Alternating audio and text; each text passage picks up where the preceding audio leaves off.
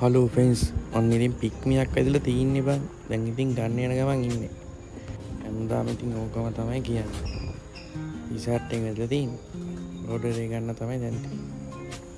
මාත් එක්ක යන් ඕඩර් එක ගන්න.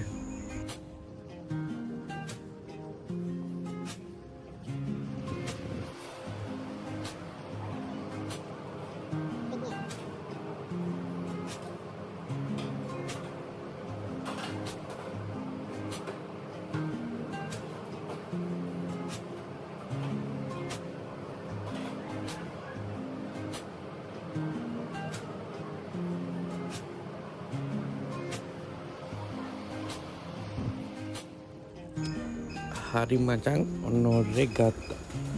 දැන් දෙන්නේ දීමක් තමයි ඉතින්.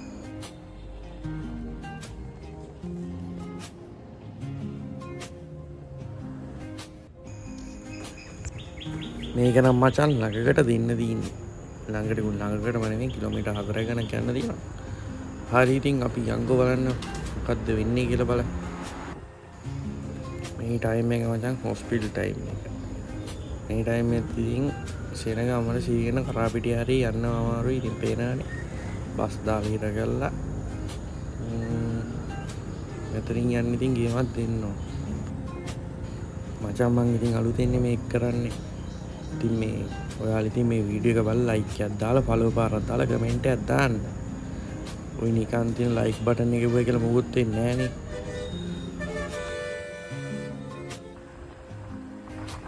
හරි ෆ්‍රෙන්ඩ්ස් ඉතින් ඔන්න අපි ඇවිල්ලා ඉන්නේ ලොකේෂන් එක ලං කරලා.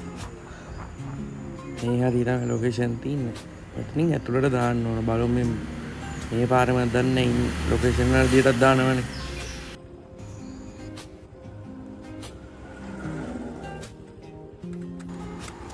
අතන ඉන්නවා මචං කස්ටමර්. මං කිව්වා හරවන්න තියේ කියලා. දැන් ඉතින් අන්න කස්ටමර් ඉන්නකට දීලා ඉන්න තමයි තියෙන්නේ.